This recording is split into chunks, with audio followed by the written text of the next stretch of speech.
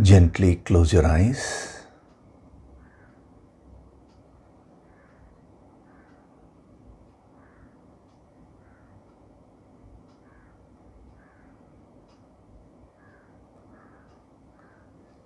Do deep breathing.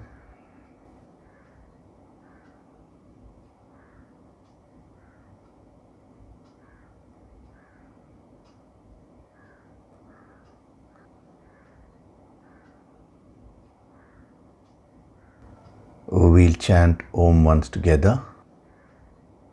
Synchronize the chanting of Om with your exhalation. Breathe in.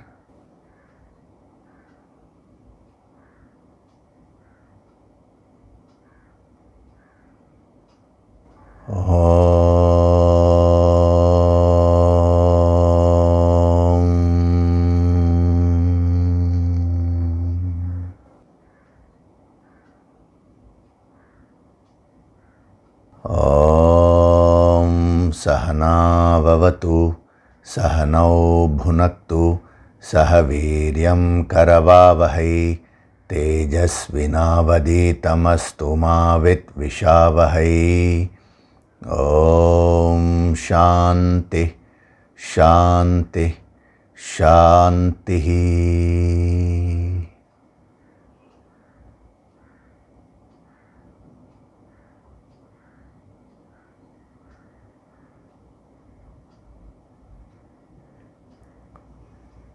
Gently open your eyes.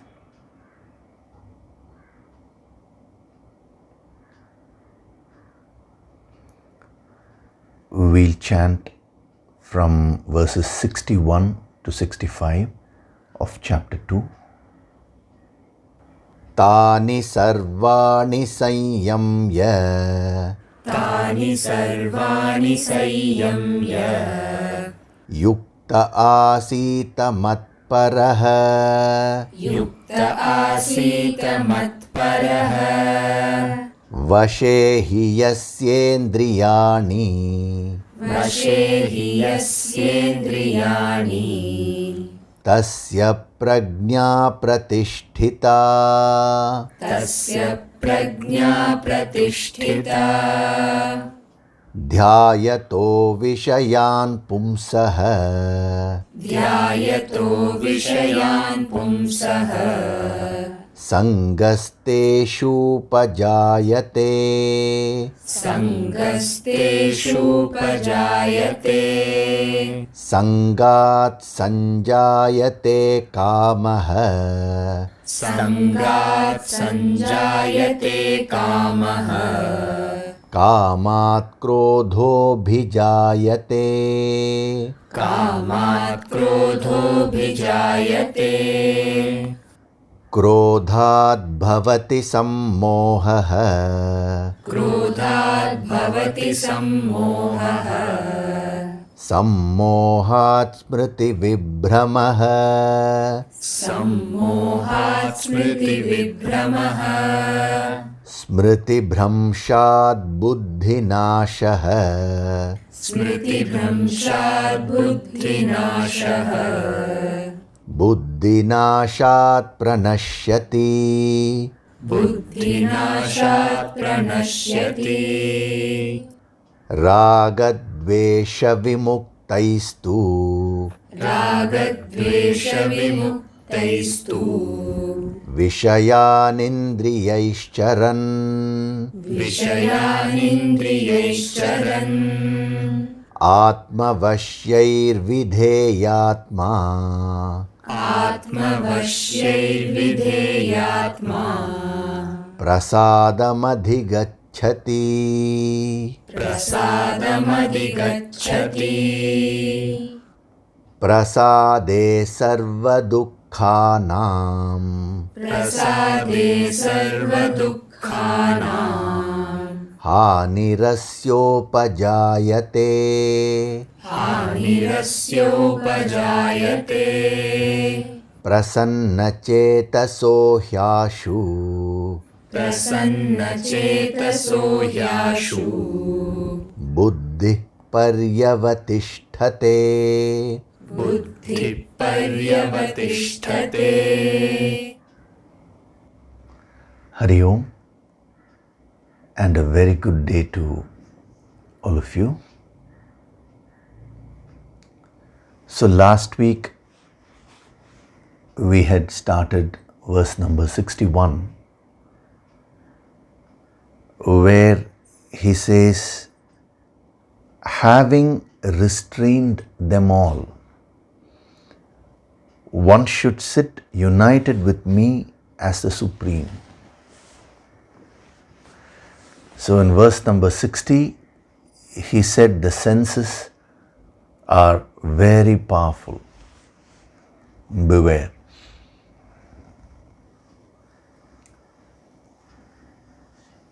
I gave you the story of sage Vishwamitra. A single person, just out of his sheer efforts, he moved to the highest state. From a Kshatriya, he became a Brahmin, in the sense, a Kshatriya is one who has bodily prowess. A Brahmin is one who has awakened the mental powers. As I said, it has nothing to do with birth and all that. So not only did he awaken his mental powers, that is, he became a Brahmin, but he also became a Brahma Rishi, which is reaching the highest state.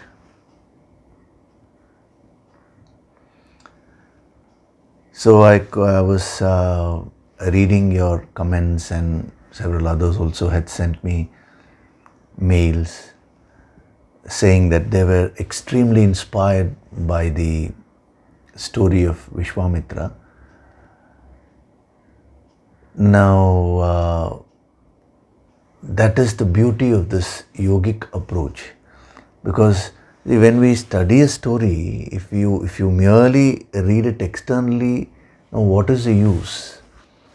You have to see what is the relevance in your life. So our Puranas, then the Mahabharata, Ramayana, all of these are filled with these kind of incidents. There are negative incidents, there are positive incidents, everything they have recorded. And they try to give a message, these great masters. They are giving messages. See, whether an experience is negative or positive in life, that is not the question. The question is, what can you learn from it?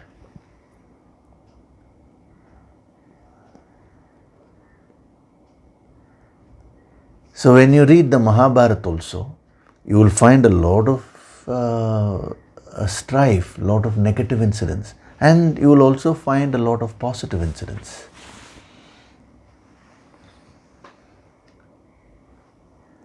Why? Because that's how life is. If you go to the Puranas, any Purana you take, they will cover everything from birth till death and the various challenges which people go through, whether it is in terms of worldly pursuits or whether it is in terms of spiritual pursuits. So remember that. See, one way is to, just as, I say that don't read these verses merely intellectually and stop with that. You should internalize it. Similarly, when you read these incidents from the Puranas and from the other texts like Mahabharata and Ramayana, don't just pass them just like mere stories. But when you develop that yogic approach, the depth in perception, you will start learning so much from it. That is the beauty. So I gave that life history of Vishwamitra to inspire you. If one person can do it, why not anyone else? So if we just read how powerful the senses are and leave it at that, that may actually bring down your confidence. No. That is why we are having verse number 61, where he says, you have the capacity to completely master the senses. No doubt the senses are powerful, but you are more powerful. Unless and until that aspect of the wisdom is given, you will end up developing an inferiority complex. So what is he saying here? Having restrained them all, tani sarvani.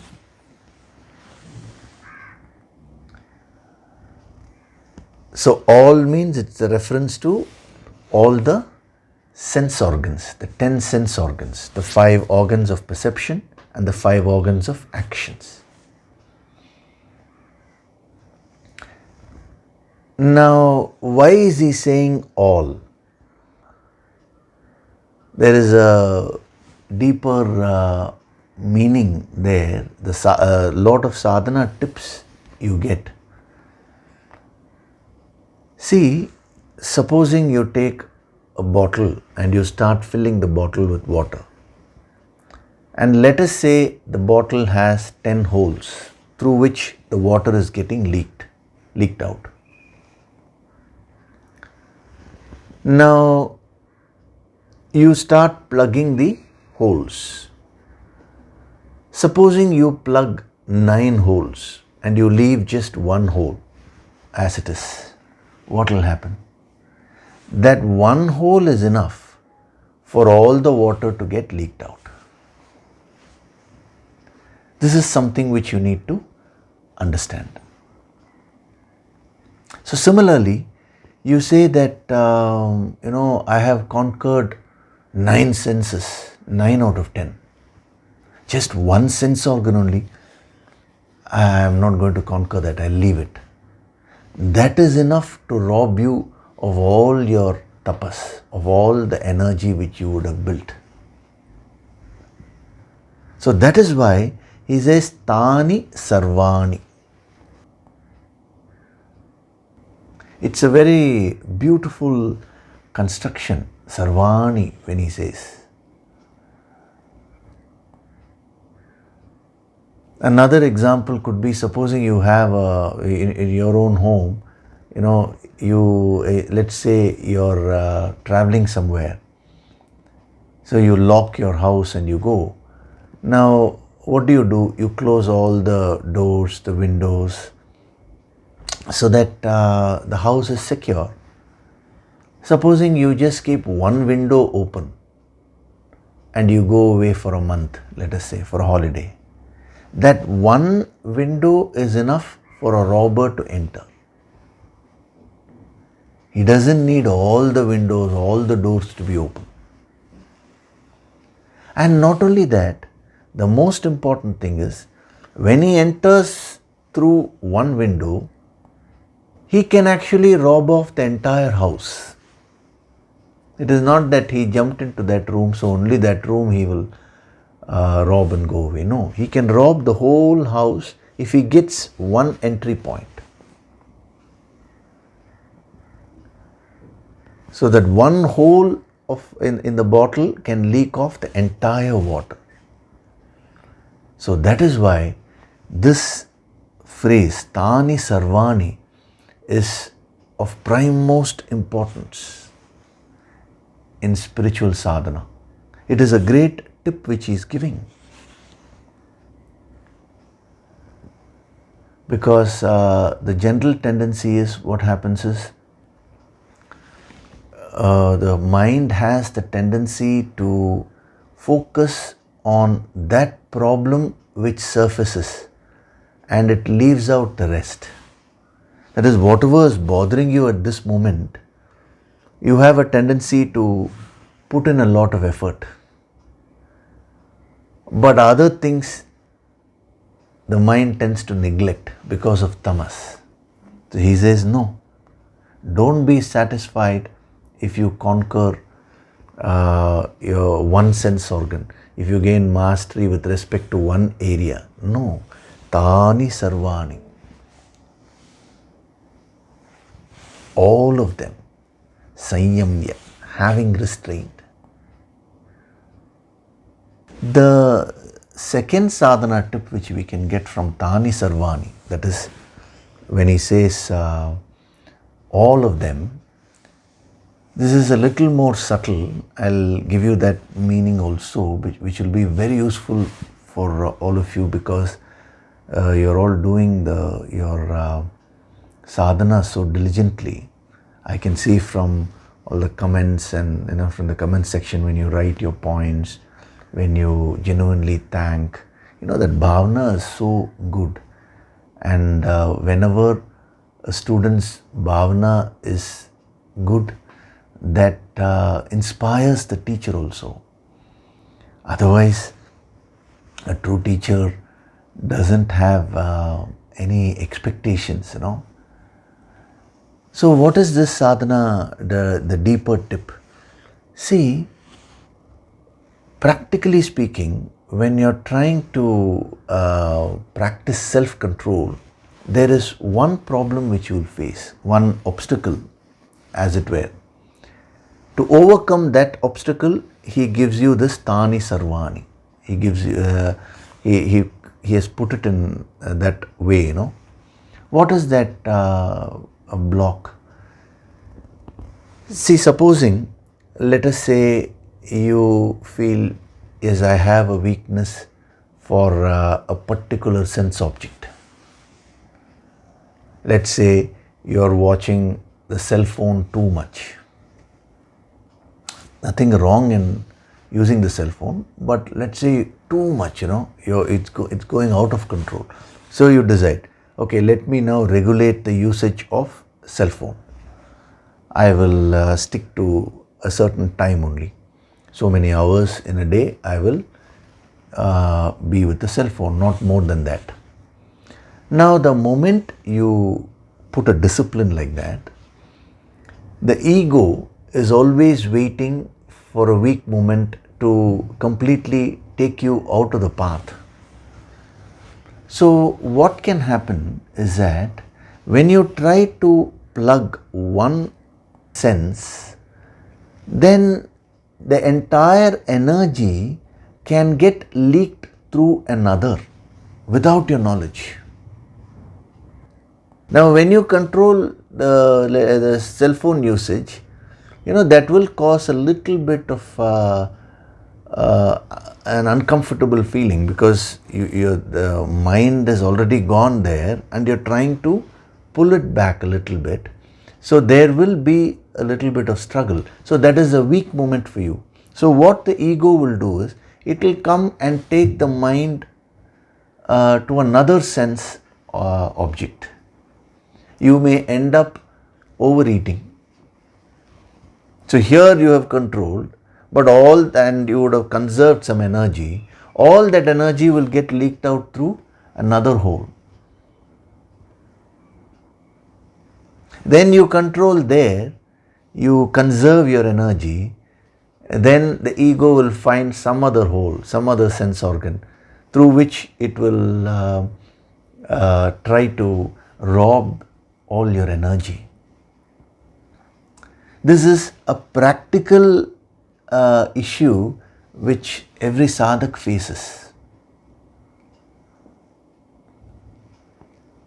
That is why he says Tani Sarvani. Whenever you are applying this wisdom in one area which you consider as a weakness, and you are trying to conserve your energy, remember, be very careful, because the ego will be waiting to redirect the mind to other channels.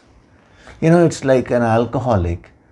He withdraws from alcohol, and then if he becomes a drug addict, let's say, now what is the use? He was addicted to alcohol yesterday.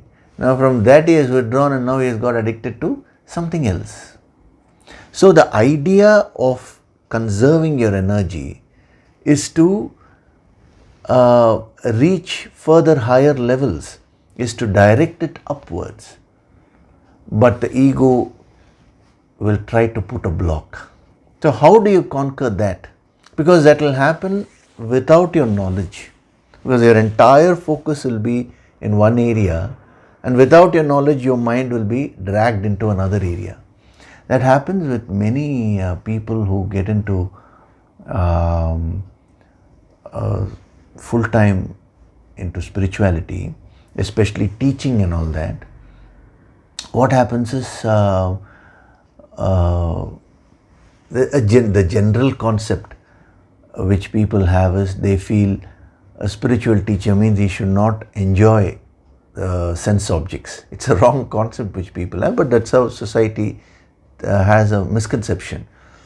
So if a teacher has value for name and fame, he will put on a big act as if he is completely self-controlled and all that. But one area alone they don't mind, that is eating. Eating, how much ever you eat, society will not consider you as non-spiritual.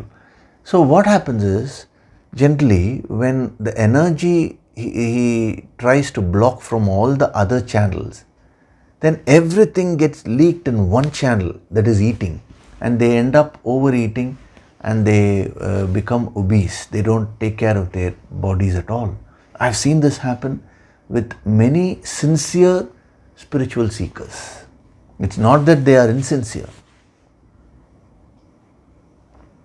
So you need to be very, very careful. When we talk, when somebody has asked this question, that she has this habit of overeating, especially on holidays, and that is, she used to overeat every Saturdays and Sundays, and now since it's work from home, that habit has become more. Overeating means, she says, not only the main food, but especially like having some chips packet and just going on munching throughout the day. Processed junk food. So she has asked the question, how do I overcome that? For that, you need to find out what is the reason for overeating. See, you may not have a direct weakness there. See, just because you eat a lot doesn't mean you have a direct weakness there. Your weakness may be with respect to some other either sense organ or some other emotion. And there you are unable to fully conquer it. So you are trying your best. The result of which your mind may get dragged away in this area. A classic example is when you're bored. They say that you will take a lot of food and you will start eating. Many people overeat because of boredom. That is why when she said, I overeat only on Saturdays and Sundays, that is during holidays, because you have nothing else to do. So then you just get bored. Or where some people, when they are emotionally upset, they tend to overeat. Supposing they are angry, they tend to overeat. So this is a very deep clue which he is giving for all the sadhaks. Whenever you find that you are losing yourself in one area, it is not necessary that you have a weakness in that area. The weakness may be elsewhere which you are trying to control or which is not getting fulfilled, as a result of which you may indulge in this area. There was a businessman. He was very obese and he was asking me, I have tried everything, but after a while again, I just can't control myself. I eat, I drink a lot, and that too I eat that kind of food which will put on a lot of weight, where the body will put on a lot of weight. So how do I control that? So the moment I saw him, I could see that the problem was elsewhere. So then I made him do some sadhana for a while. I said, I'll not answer your question now. Because a master never necessarily answers a question immediately. He may take his time, he may see when is the right time, when the student can receive it, then only he will answer. So I told him, first you do the sadhana for a while. I had given him some specific sadhana to do. And when he did that, a lot of introspection, self-introspection happened. And what happened is all his unfulfilled desires in his career came out. He wanted to do many things. He wanted to do a couple of degrees. He never did them. He wanted to increase the business turnover to a certain level, but that also he couldn't achieve. So like this, there were many things unfulfilled with respect to his career. It's not that he withdrew consciously, like what he's giving here. It's not a Sayama, but it was just those desires were not getting fulfilled. So now the mind, the ego, was pulling away the mind into this area of overeating. So I told him, once he found out that, I told him, first focus on that. If you want to do a couple of degrees, do what? The age does not matter. Today especially, the online courses are there and all that. Do them. Start fulfilling those goals. Fix goals and fulfill them. And start achieving them. Put in all your efforts. So when he started focusing on those areas, the amazing thing is he became very disciplined in eating. So outwardly it looks as if there is no connection, but there is a deep connection. So in the previous verse, he gave you a direct tip saying that the senses are very powerful. Wherever you are losing yourself, withdraw. 2-3 verses before also he said, function like a tortoise. Withdraw wherever there is danger. But here when he says, Tani Sarvani, he is giving you a subtler tip. That is, when you are trying to attain mastery over the senses, don't just mechanically go by the manifestation. Just because your mind runs away in one direction doesn't necessarily mean you have a weakness in that direction. You'll have to examine. Maybe, may not be. But in many cases I've found that the weakness is elsewhere and the mind is just getting a vent here. Like, you may have a bad day in your office. Some problem may be bothering you. Result is you may end up shouting at your spouse or at your children. So they come and ask you, what did we do?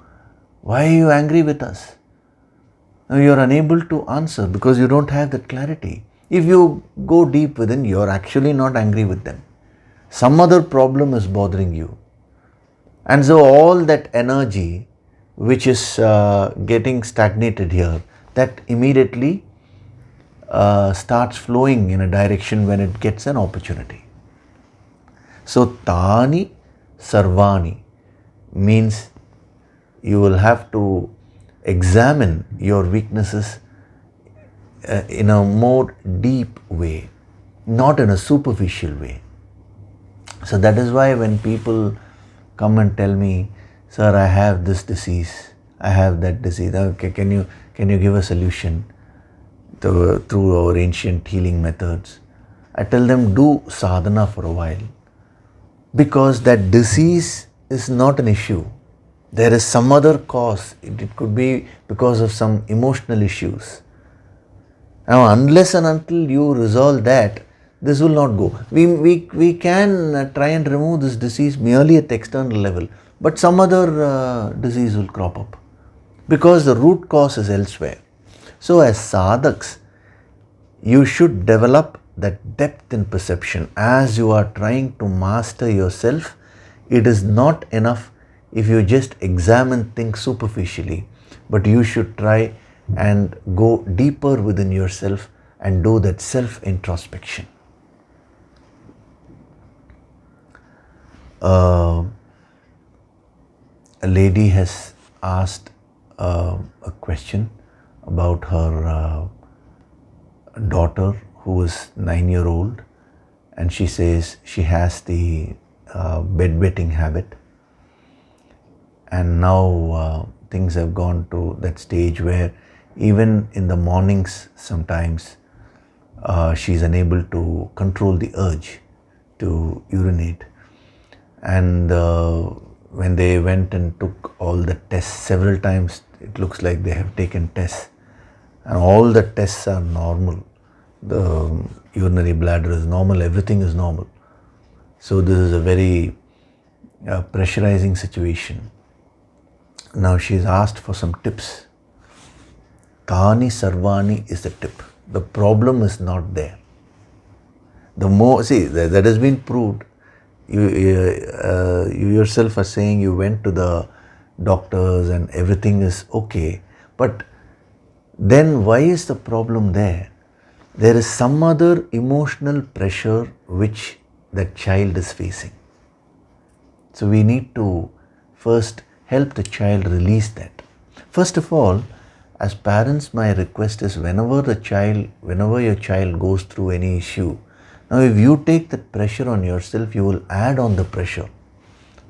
You will add to the stress of the child. So you need to learn to relax first. First you do your sadhana and become very relaxed. Okay, there is an issue. For every problem there will be a solution. Nothing to worry. Second thing is, generally this bedwetting habit, what psychologists have found is that happens when you have some fear especially towards one of the parent, more of father. This is a general thing, this is not a particular rule. So we need to examine that, whether as parents either of you have been too harsh on her. Sometimes you may not be overtly harsh, but you may put some pressure in some way. You see, some parents put a lot of pressure on their children, study beyond their capacity, That can cause a lot of fear. So the kind of language which you're using. So we need to examine that. So what I would suggest is nothing for the child, because she's just 9-year-old. What can be suggested to her? But as parents, if you do the sadhana and develop a lot of unconditional love and start projecting it to your child every day after the sadhana, just bring I'm talking of Yoga Sankirtan sadhana, you have to do that, and then bring your child in front of you in your mind and just project a lot of unconditional love towards her, which will help her conquer the fears. And anyway, we are having the 22-day program in December. That is the online empowerment course, the deeper sadhana. Make her, register for her also and let her attend that, because it's just 2 hours every day, but 22 days it will have tremendous impact. In that itself, a lot of issues will get resolved and this problem may go away. And even from today itself, you can play the yoga. See, one is your personal sadhana.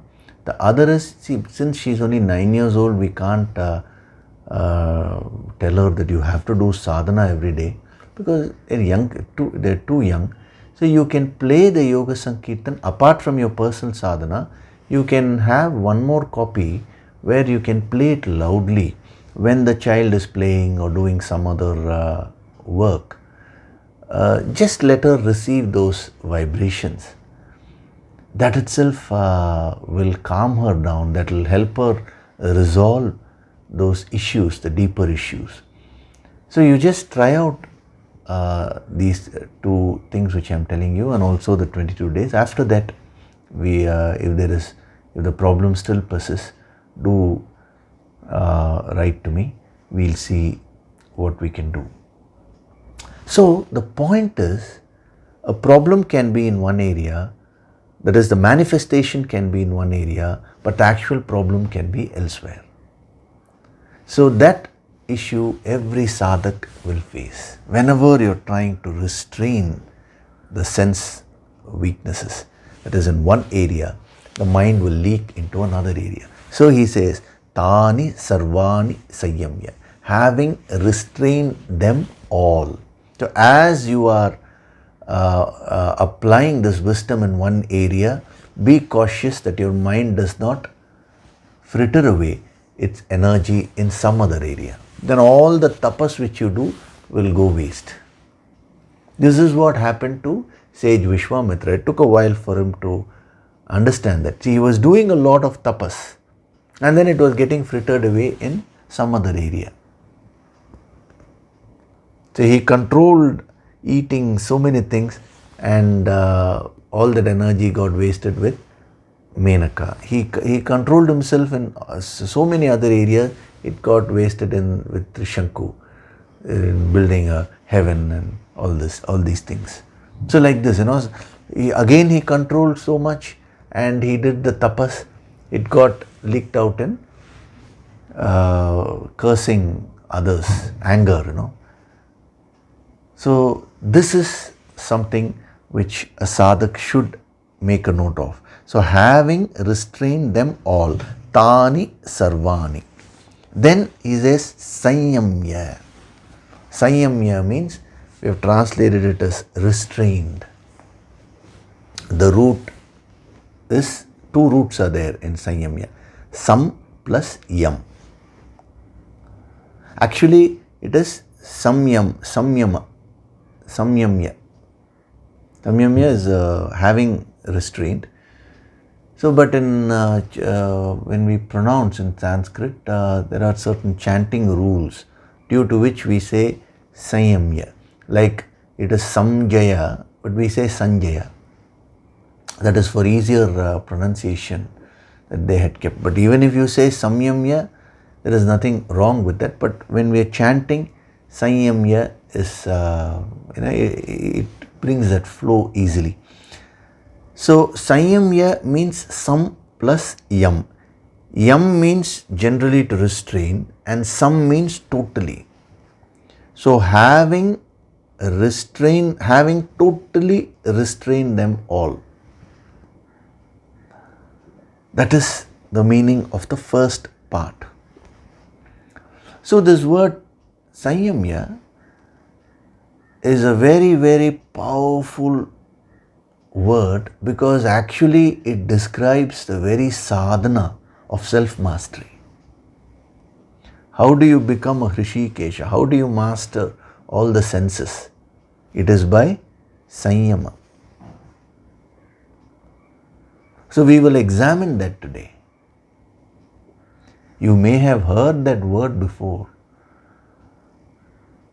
but what is the deeper meaning of that, and how you can apply it in your sadhana? That is the key. So when we talk of Yam, see, first thing is Sam, that is totally, extremely, intensely. Why he's even if he uses the word Yama, that is more than enough. But he says Sayama for a specific reason, because in spirituality, as I've been repeatedly saying, half-hearted efforts are not considered efforts at all. So that is why he adds that word Sam to the word Yam.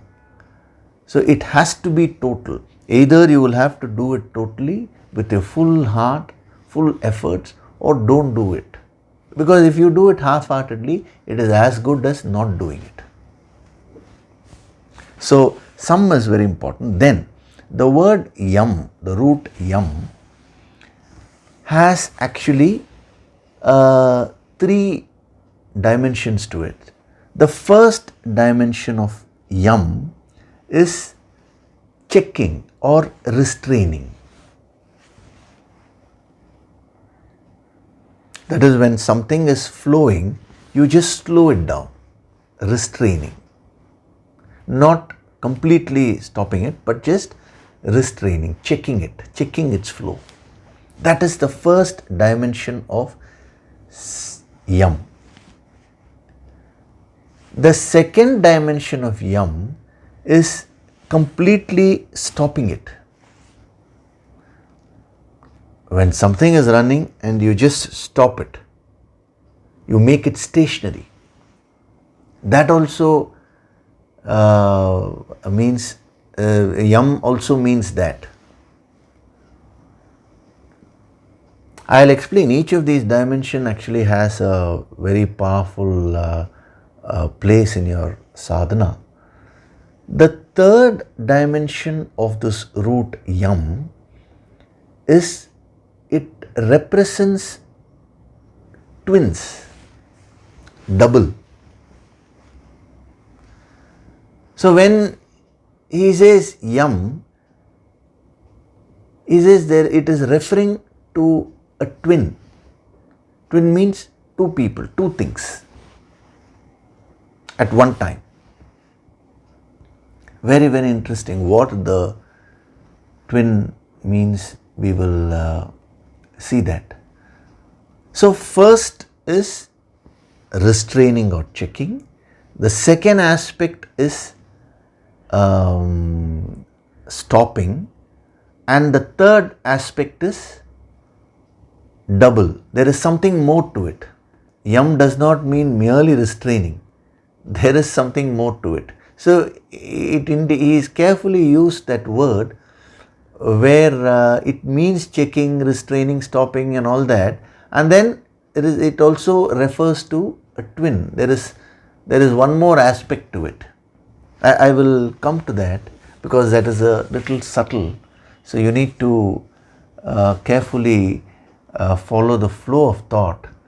Then only you will be able to grasp it. One is to grasp it first mentally, that is intellectually, and then install it in your deeper mind, and then you need to start practicing them. So generally, whenever we use the word self-control or restraint and all that, how do people take it? They usually take it as mere physical control. They think that if I stop contacting the sense objects, now I am in control. No.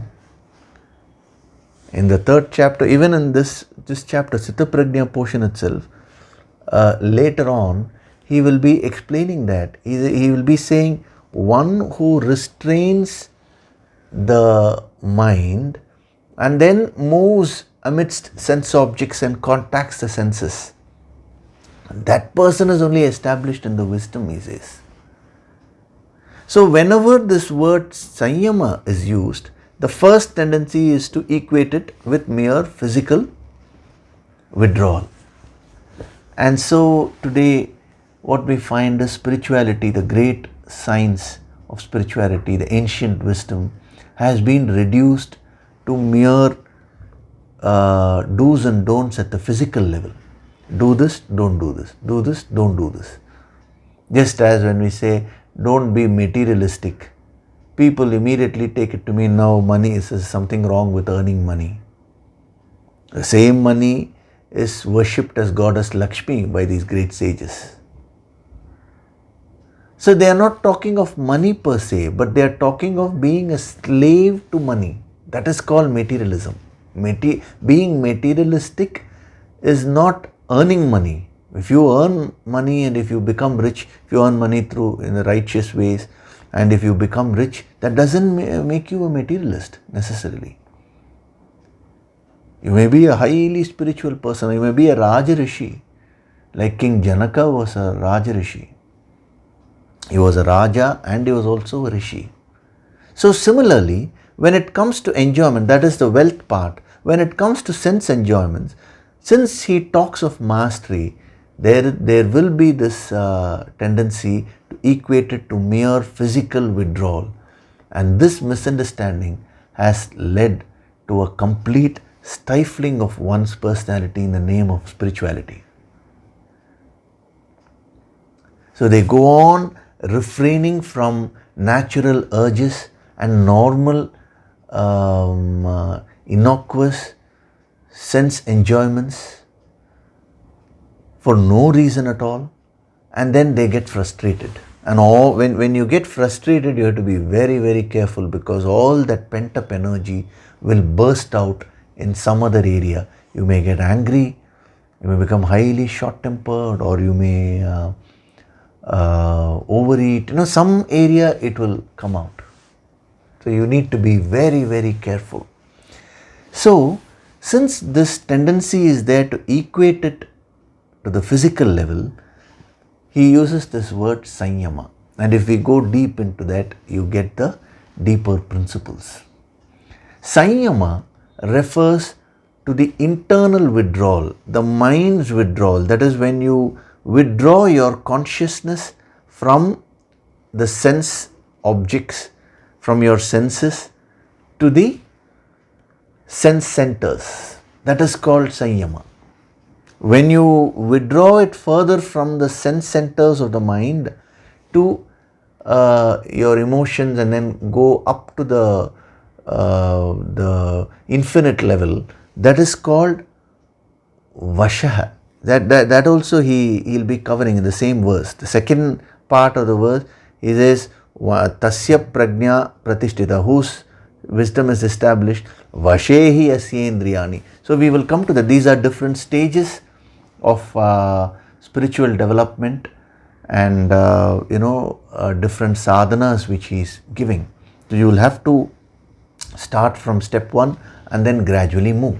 So Sayama is generally used when you withdraw the mind from the sense objects. That is the operating. See, from where is your mind operating? Where is the center of your consciousness? Instead of using the word mind, I will use the word consciousness so that it becomes more clear to you. So when your consciousness is completely centered in the senses, then you don't have Sayama.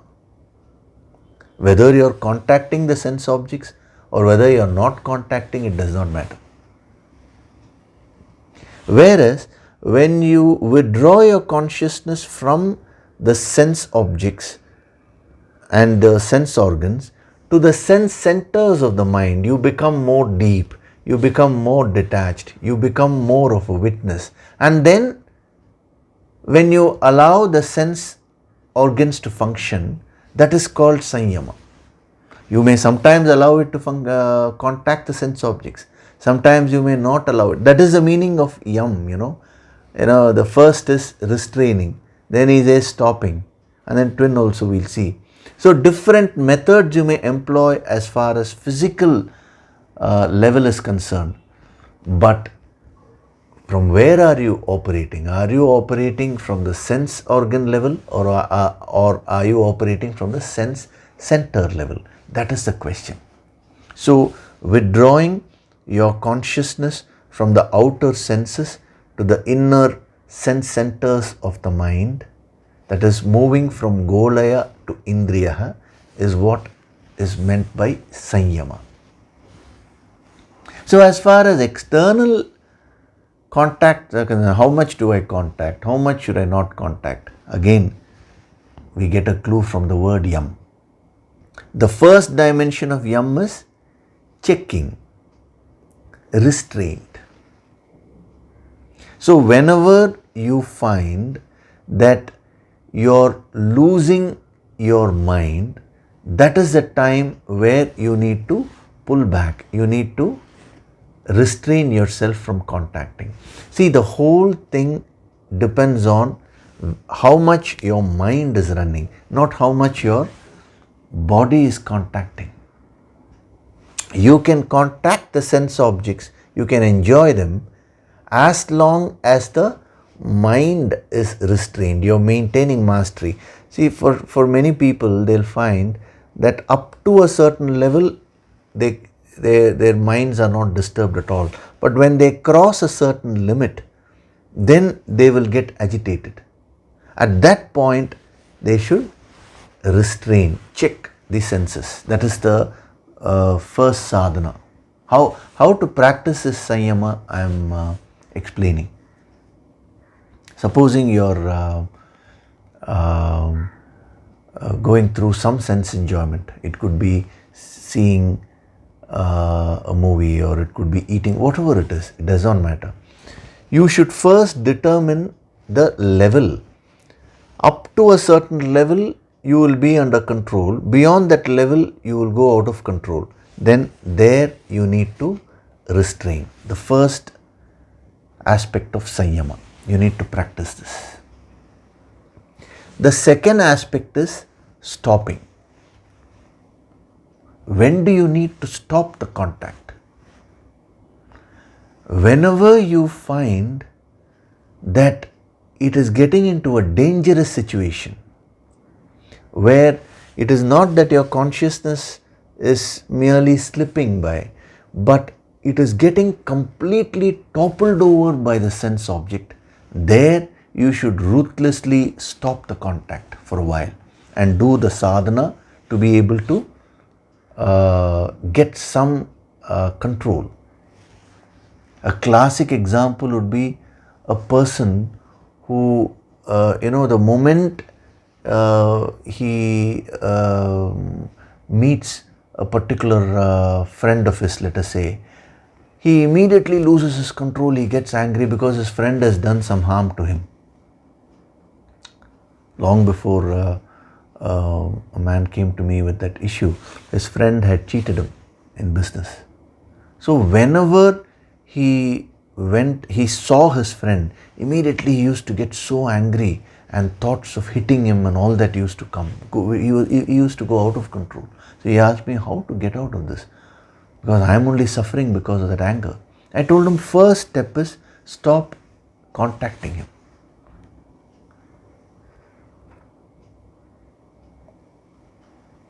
If he is going to some place, you avoid going to that place initially till you get control, because that very situation is triggering so much of negative reactions within you, and your consciousness is completely getting toppled over. Your mind is going for a 6. So in those areas, you need to completely stop, completely withdraw. So when we talk of checking or restraining, we are talking of partial withdrawal.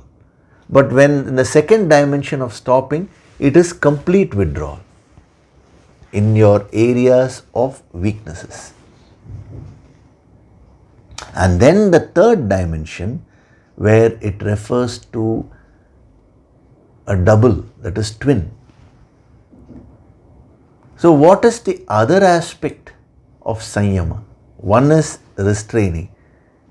Now we get a clue, because the twin of Sayama, that is twin of Yam. Yam means to pull back. Now Ayam means to extend.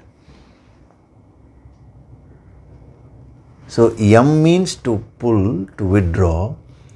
When you add the letter A to Yam, it becomes Ayam, which is exactly the twin of Yam. That is, it means to extend, to stretch out.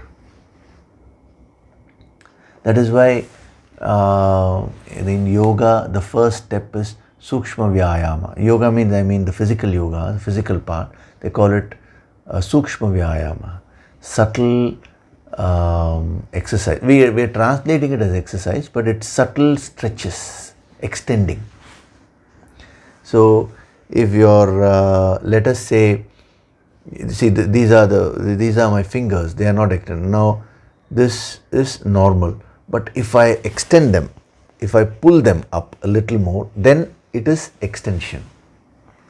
So in yoga, you go on stretching, you go on extending. Actually, pranayama means extending your breath. So when we use the word I am, both Yam that is restraint, and ayam, that is extending, are included. That is why pranayama means on one hand extending your breath, on the other hand there is also this holding aspect, because yam is included in ayam. Very, very interesting. So when when we say yam, it also refers to the twin, that is the hidden aspect. See, when we take a coin, it has the heads, and on the other side is the tails. So they are the double aspects of the coin. So when you pick up the tail or the heads, the other aspect also you're picking up actually. You don't pick up only the heads. So that is the hidden aspect, whatever is behind the coin. So similarly, yam means to restrain, ayam means to stretch out. So what is this stretching out? What is this extending? At the physical level, allowing the senses to contact. So first we saw restraining or checking, which is pulling back. Then where you need to stop completely, that also we saw. And then the third aspect is where you need to allow your sense objects to, sense organs to contact the sense objects. Where do you need to allow? Wherever you don't have any weakness. Please don't put unnecessary rules there. Enjoy, no issue. Because anyway you will not lose yourself in that area. So where do you need to apply this? In the areas of your, in the areas where you don't have a weakness. So wherever you don't have your weakness, because anyway your consciousness is not going to get stuck there. There you should freely allow yourself to experience. See, what happens is, in spirituality, the mistake which people make is, they just hear a few things like, externally they just see, you have to control, you have to restrain, and all these kind of words they just pick up. And then they apply those principles in their lives in a very unintelligent way. So they get into this feeling that sense enjoyment is wrong. Nowhere in the Shastras have they said sense enjoyment is wrong. Neither acquiring wealth is wrong, nor enjoying the senses is wrong. They are only talking of how much are you a slave to your senses. So without understanding that, they unnecessarily cut all the normal enjoyments, normal experiences which they go through in the name of spirituality, because they feel guilty. They think the very word enjoyment is against spirituality or against yoga. No way. Actually, I would say the ancient wisdom or the science of spirituality is the science of, one aspect of it is the science of enjoyment. How to enjoy everything in life. Because you need to have a peaceful mind to enjoy. You may have the best of things with you, but if you are not peaceful, you cannot enjoy. So actually, this wisdom helps you to enjoy. But it also ensures that you don't lose yourself completely in that enjoyment. So when they completely withdraw, that is unintelligently, what happens is they end up getting frustrated. And when they are frustrated, that is when there is a danger of falling. The danger of falling in the path of spirituality is when you don't apply the Sayama properly. The three aspects. First is checking. The second aspect is stopping. The third aspect is allowing the flow, extending. You should know when to contact.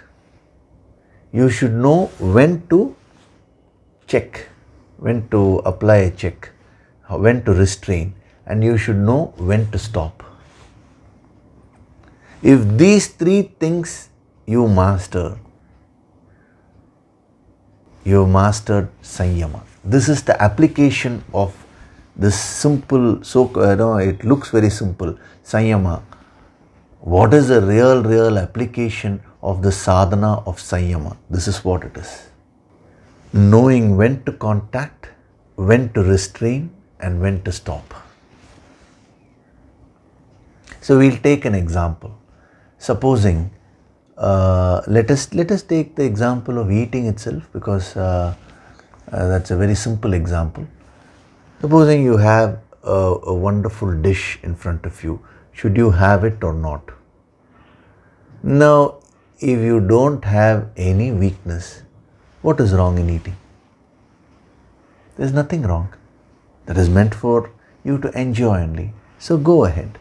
But as you are enjoying, supposing you find that after a point you're losing control, that is when you need to check. Till that point you allow it to freely. You practice ayam. But whenever you lose control, then you practice checking or restraining. But supposing you find that your consciousness is losing itself completely, then it is time to apply the other aspect, other dimension of Sayama, that is stop. Stop for a while. No doubt that will be frustrating a bit, but that is better than losing your consciousness completely. You should not see when he's saying stop, he does not mean merely stopping. You have to stop and then handle it by doing sadhana. When you refrain from something and then if you don't do sadhana, there is a danger of getting frustrated, and all the frustration will leak out in some other area. So the path of a yogi is very, very simple. When an experience comes in front of him, he first determines, should I contact or not contact? What is the basis? Will I lose my consciousness completely? Will I lose myself in that? Yes or no? Yes means, right now I don't want to touch it. I don't want to contact it. I'll come back to it later. No means yes. Let me enjoy, let me experience it. And then his awareness will always be there. Whenever the mind starts slipping, that is when he restrains. So practice this Sayama with respect to all the senses. See, having restrained them all, he says. It is not with respect to one area, with respect to everything. If you are able to do this, then quickly, when I say I am using a word quickly, because many people keep asking me, sir, how long will it take? How long will it take? See, we can never fix a time period because it depends on what your past is, what your present efforts are. Even when you say I'm putting in the efforts, are you putting in all the 5 dimensions of yatataha, as we saw in the last verse? So it depends on so many factors. But one thing I can assure you is that when you apply this Sayama in your life very, very sincerely, what will happen is, it is just a question of time. You will find that your consciousness will start shifting its base from the external senses and it will move to the sense centers. You will enjoy everything in life, but you will also be detached. It's a very strange state, It is detached enjoyment. You enjoy, but you don't lose yourself in that. Once you have come to Samyama stage, then he says what you should do. It's a beautiful flow. So this is the first thing which you need to follow. Tani sarvani. All. We saw what was a sadhana tip in that. Second thing is Sayama. The 3 aspects. Why is it so important? Like, what is the necessity of Samyama? I told you last week itself. Supposing you're sitting to write something and 10 animals are coming and disturbing you, means you need to first handle them. Then only you can write peacefully. Similarly, anything you want to do in life, if you are not at control, if your mind is running helter-skelter, how can you achieve anything? So this principle of Samyama, incidentally, is practiced by every achiever. Whether it is worldly achievement or spiritual achievement, they apply this. They may not call it Sayama. See, it is a principle which matters. You find out, you read the life history of any achiever in any field. With respect to that field, they would have been very, very disciplined. If let us say a person wants to win the Wimbledon championship, he wants to be the number one. Then before a Wimbledon finals, he will not go and, if you go and invite him for a party, he will say no. He will know when to say no, but after the tournament is over, if you call him for a party, he may accept. Because then his energy will not get drained away. So every achiever, intuitively, he or she knows this principle of Samyama. That is how they achieve.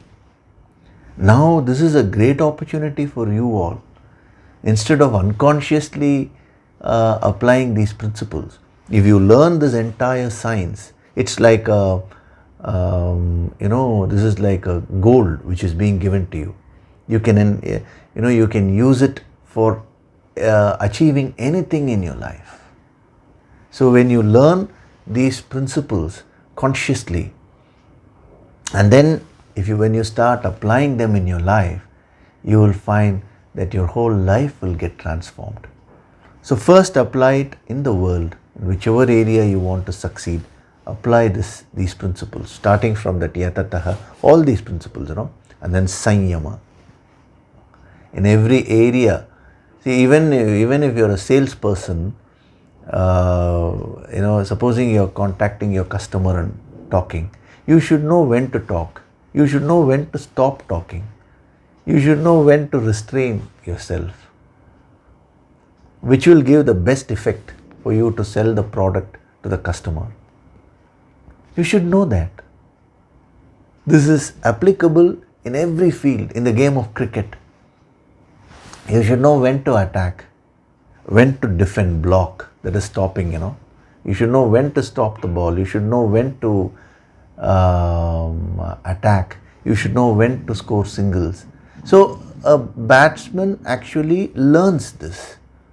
As I said, the word Samyama does not matter. The principles matter actually. So a yogi's power, just as is a yatataha, that is one facet. And then the subtler effort is Samyama. How he applies the yatataha, how he applies, or what kind of direction he gives to his efforts is through this simple principle of Samyama. So once you master it at the external level, then comes the internal Samyama. Even Maharishi Patanjali talks about this. He says Dharana, Dhyana, Samadhi. The three deeper states of deeper sadhanas he gives. Those three put together, that's called Sayama or Samyama, or however you want to pronounce it. I'm not getting into that right now, because in this context, first you need to master this. So, Tani Sarvani Sanyamya Yukta Asita Matparaha. Having restrained them all, having practiced Samyama, now one should sit united with me as the Supreme. Asita Yukta Matparaha.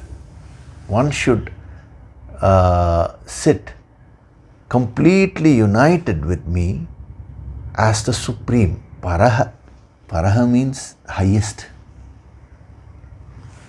So why is he saying, you know, in other words, the second aspect of this line, he's talking of focusing on the infinite. Now, why is he putting focus after Sayama? When you don't practice Sayama in life, your mind will not be available to you for you to focus. It will be a slave to some sense object or something else. So first you need to make your mind available. Then you can use it for higher purposes. It's a very, very logical construction. And remember, here he is talking of single pointedness in that is meditation. Now it is not that you need to practice Sayama for several years, then only you should sit and meditate. It is not that. Right from beginning, you need to apply both these aspects. To the extent you practice Sayama, to that extent you will be able to sit and focus on the infinite peacefully. And to the extent you sit and focus on the infinite, that will give you that energy to practice Sayama. And again, when you practice Sayama, it will make you peaceful to be able to focus on the infinite. These are like two pedals of a wheel, you know. One complements the other. The first part is preparation, and the second part is the meditation he's talking of. To the extent you are prepared, to that extent you can meditate. But the beauty is, the meditation will give you the energy to do the preparation more intensely. So please don't misunderstand this. Oh, for first 25 years now let me sit and do Sayama. Let me keep practicing. And then after 25 years I will sit and meditate. Well, I'm just arbitrarily saying 25. There is nothing like that. Right from beginning, all the aspects of the sadhanas should be practiced together. And each one will complement the other. That is the beauty. So, Tani Sarvani Sayamya Yukta Asita Matparaha. So, I have given you a lot of food for thought today. Not merely, I shouldn't say food for thought, I should say food for practice. Because when we say food for thought, you may just stop with the thinking level, you know. So you first think, and the meditation will be installing these principles. Today we will do Nididhyasana on Sayama a little bit, so that it gets absorbed into your deeper minds, and then you practice them. And if some point you're practicing and you're finding some effect or something inspires you, do write to me in the comment section. That is easy for me to see, It will be very nice, because when you practice and then when you put it there, it will also inspire other sadhaks. See, as you're moving up, you should also help others also evolve.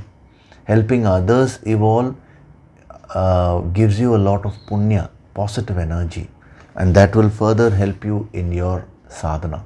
Okay, so the Yukta Asita Matparaha we will see next week, because that again has amazing sadhana tips.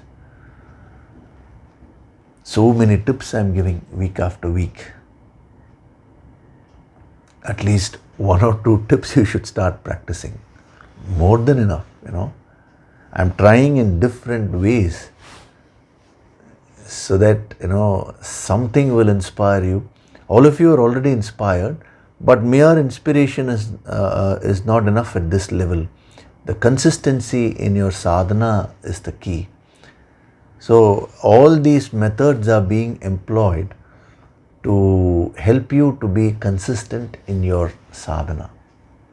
Okay, so before meditation, there are one or two questions which I just wanted to cover. First is about the event.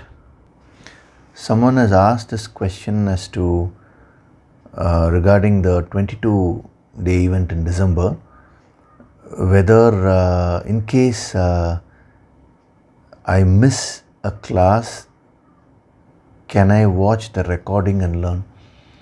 I think it is put there they have given the details in the website. It is mentioned, you can go through it again. All these sessions, that is the entire 20, and I also mentioned it last week, I think so. Every session will be kept for about 20 hours. The video will be kept there. Because anyway, there is a time zone difference, people from different parts of the world are watching. So the videos will be kept, the recordings will be kept there. And even for people in India, since these 22 days, the major portion of that, the work, comes during the working days. If I fix a particular time and in case you miss it, then it will become difficult. So that is why the videos are going to be kept there for each video. Each day sadhana will be kept for around 20 hours. Why 20 hours is, you need to have at least 4 hours gap, 3-4 hours gap before you do the next session. That is why. So that shouldn't be an issue at all. So you, according to your convenience, you choose a time. See, I want you to be relaxed. When we're doing the higher sadhana, if you become tense, you will not receive the energy. So I am trying to create the system in such a way that you're able to do the higher sadhana in a very relaxed frame of mind. Because 22 days we are going to have a tremendous build-up. First day, second day, third day, I'll go on increasing the energy. I'll be preparing your body for deeper and deeper sadhana, and as your body is getting prepared, I will be increasing the energy. So the key is to be relaxed and be in a very receptive mode. So these things, please don't worry. We will. But see, last time during the Yoga Sankirtan, I kept a particular time because I thought people should build the discipline. But now I think all of you have that discipline. I could see that. That is why that rule I am relaxing. Okay. And then the second question is, Dear Yogishri, Hari Om, we are blessed as a family to be gaining the wisdom of the Bhagavad Gita and the meditation healing from you every Sunday. Only correction is, the healing is not from me. The healing is from the higher. Any master is only a tool. So actual healing happens because of the higher grace. So you should thank the divine principle for that, As a family, we are my parents, husband, and now a child growing in my womb. How wonderful. I remember you had mentioned this to me earlier also. By the grace of the infinite and your blessings, I am 6 months pregnant. I had communicated the good news to you, yes. The day my pregnancy got confirmed, Yogishri. And I have a doubt regarding registering the baby for the 22-day program. The baby will be 8 months old in December. And my due date is any day after 16th December. Oh, okay. So you will be delivering during this course. I think it's a great, some punya you have done, because you are getting an opportunity to do this 22-day powerful, deeper sadhana with the master under the higher guidance. When you're carrying your baby, and the baby's karmas must be very, very strong and spiritual. He is only attracted this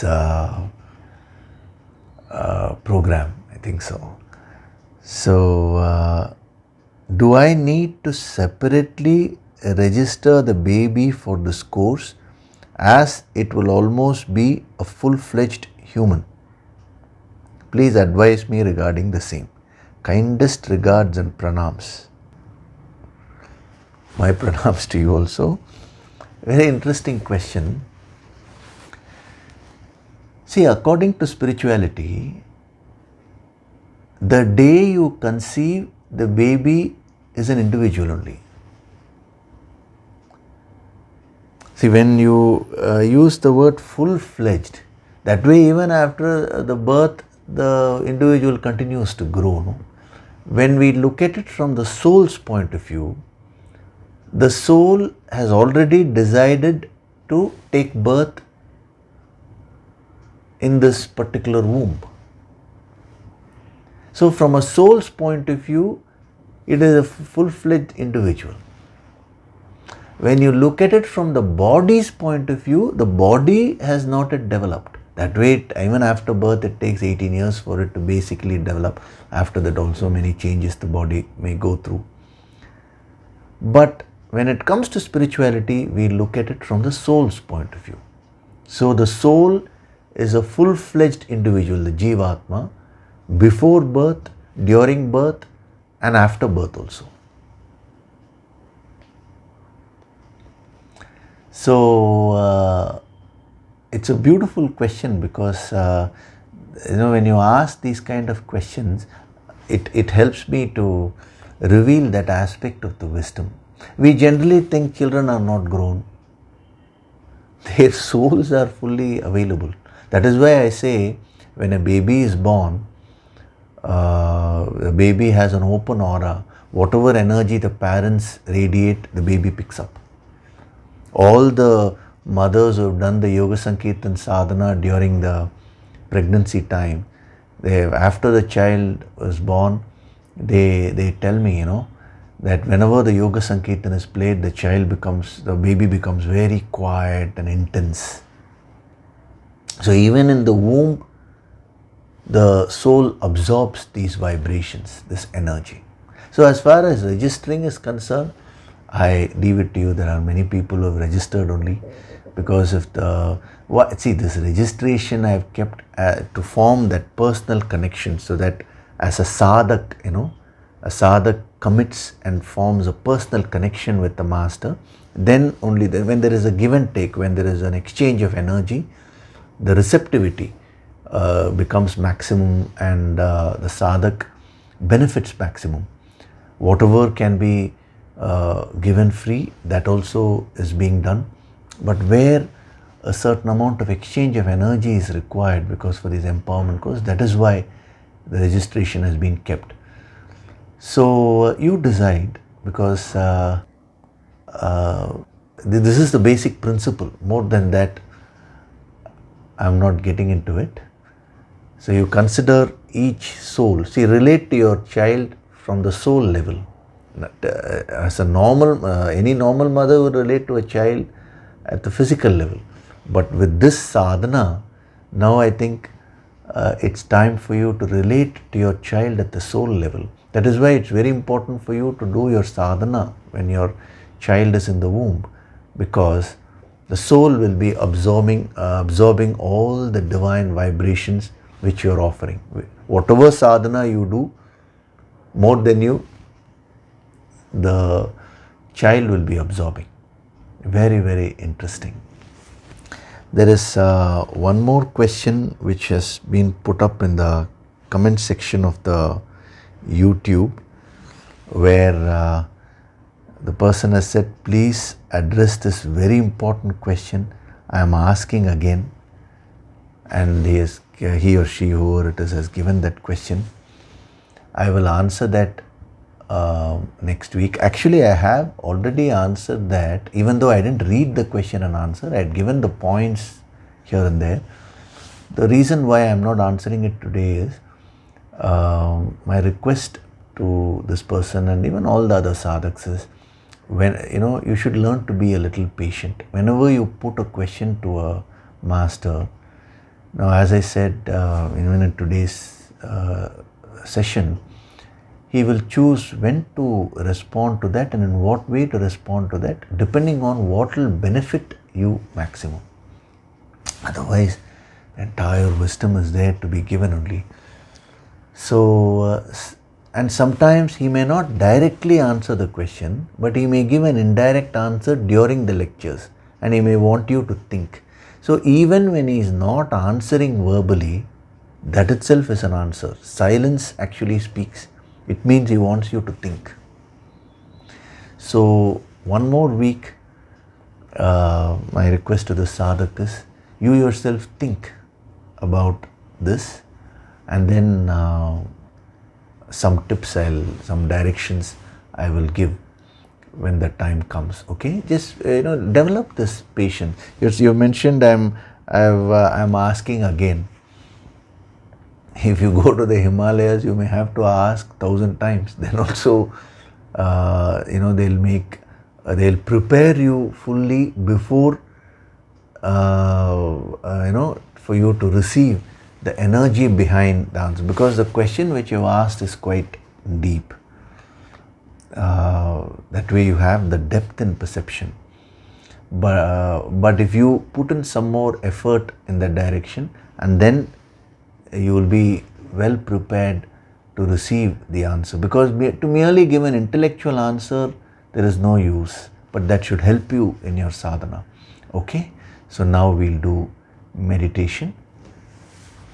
Gently close your eyes.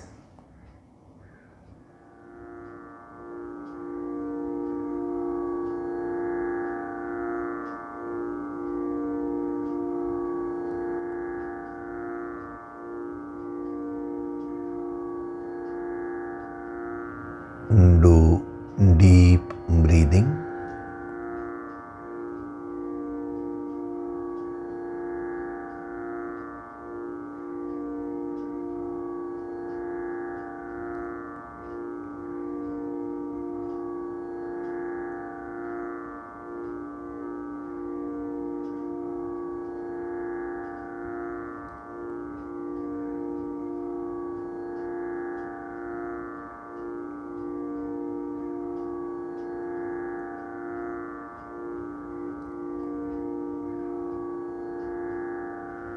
Inhale fully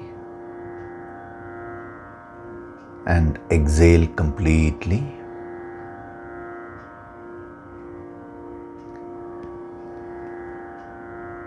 Extend your inhalation and exhalation in a very, very relaxed manner to your capacity.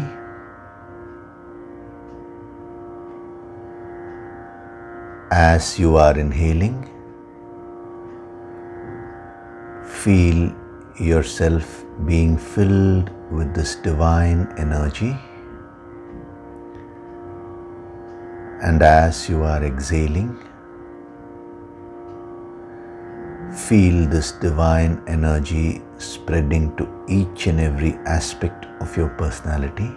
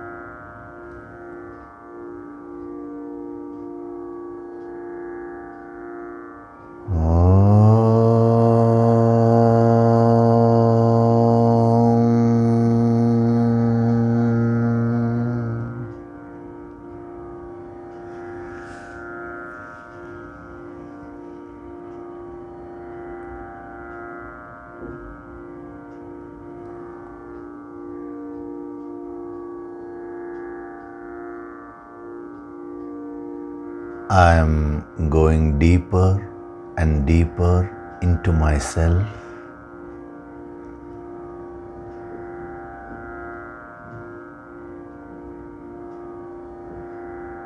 I am withdrawing my consciousness from my senses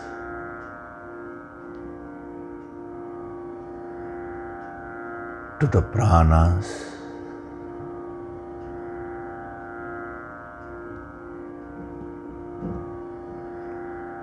As the breathing is happening, I am becoming a witness to my own sense organs.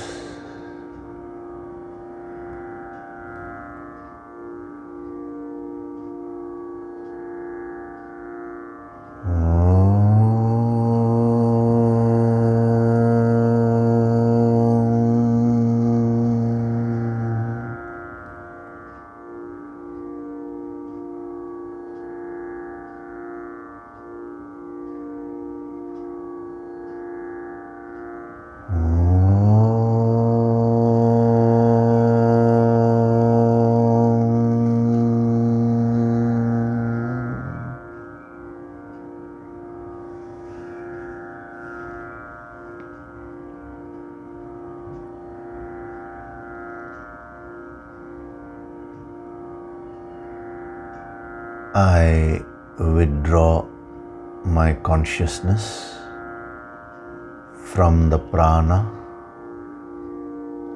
to the outermost layer of my emotional body, which is the sense centers.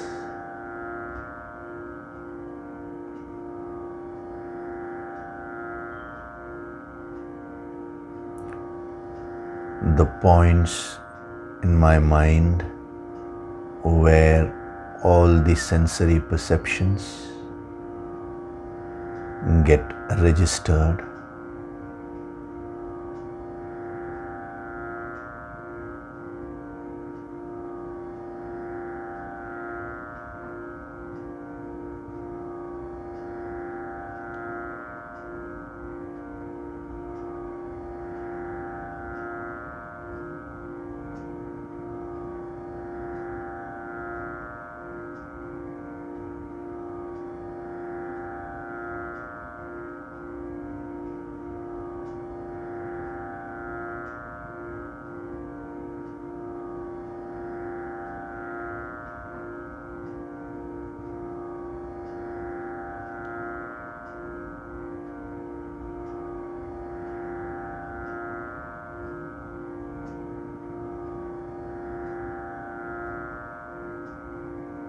I am the supreme witness.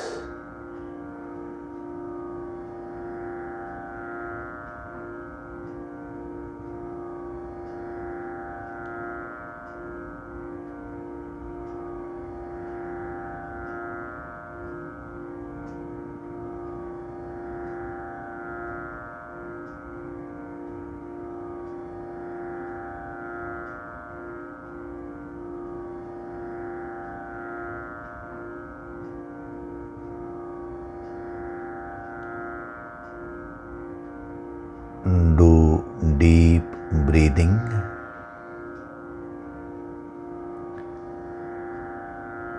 As you breathe, take in the energy of this word Sayama within you.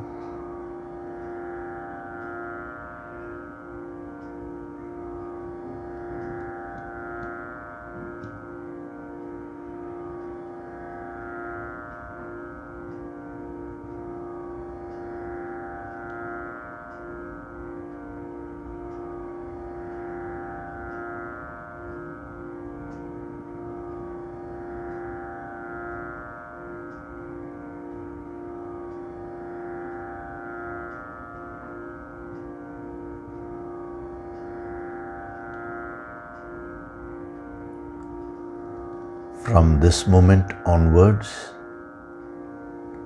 I choose to apply this principle of Sayama in every aspect of my life.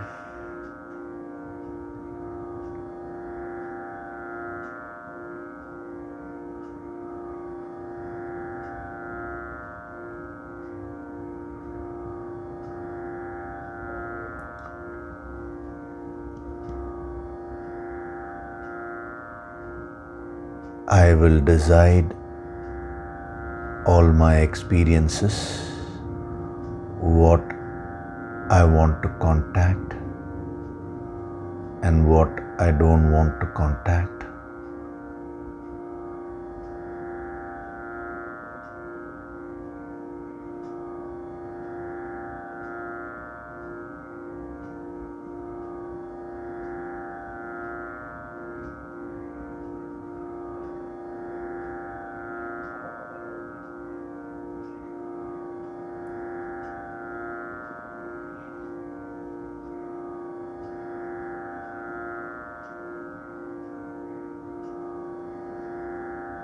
In every experience,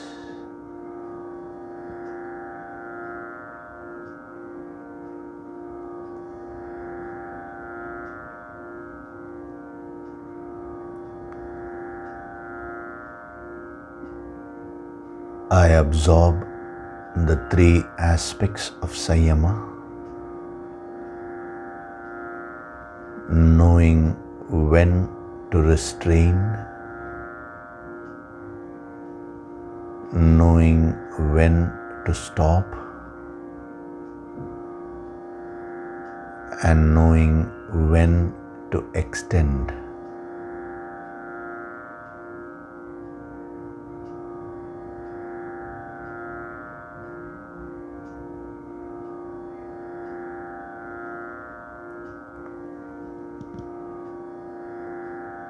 From this moment onwards, I choose to go through the various experiences of life with full awareness,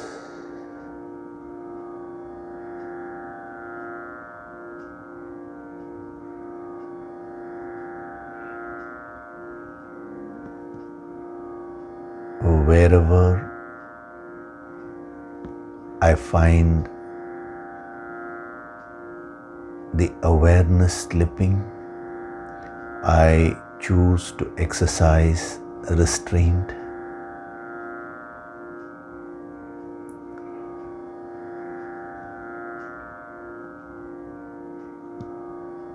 Wherever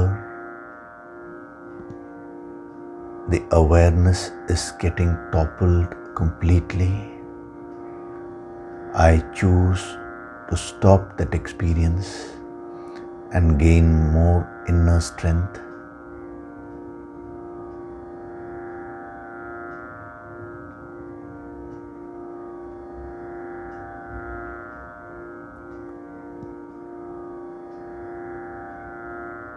Wherever the awareness is maintained, I choose to intensely experience, enjoy, and learn from that experience.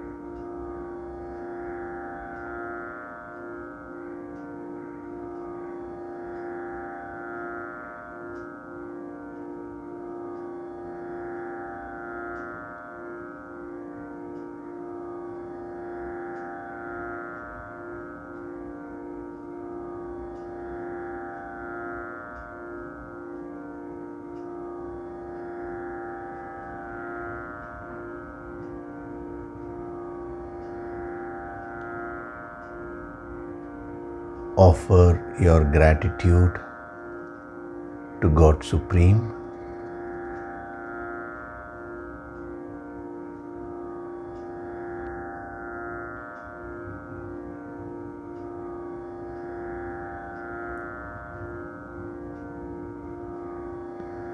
Offer your gratitude to your Guru and all the holy masters.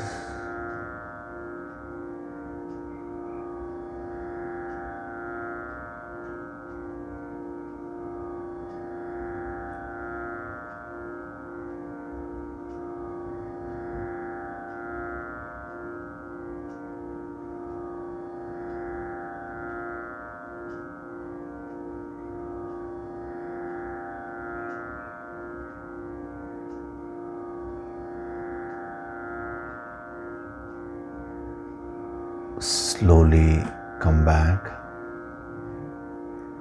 wriggle your fingers and toes, open and close your palms a few times, rub your palms together to create a warmth, cup your eyes with your palms,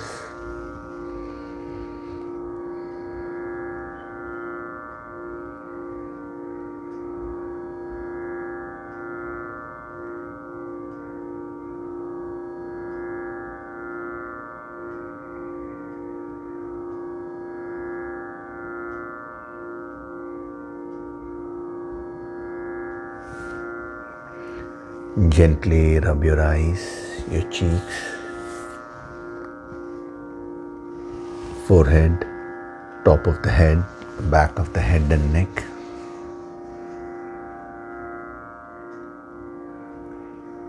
And slowly open your eyes.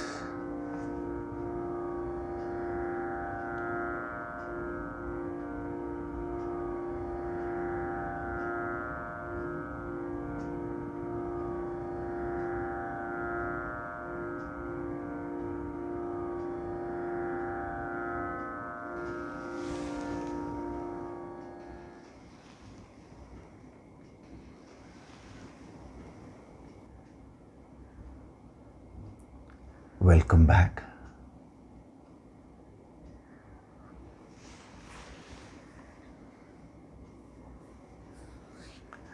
So we had a very, very deep and powerful session today.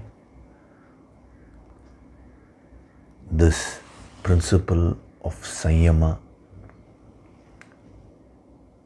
is something which you need to absorb into your life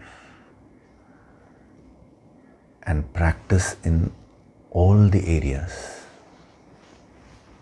the three aspects.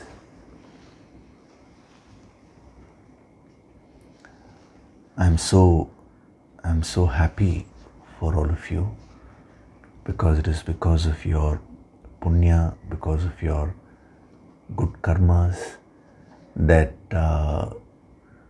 you're being exposed to this, to such in-depth principles, sadhana principles in such a deep way, and not only the depth merely at the intellectual level. We are talking of also installing it in your deeper minds and absorbing the energy behind it through the yogic approach. So when your good karmas have brought you up to this stage of listening to all these great truths in the yogic approach,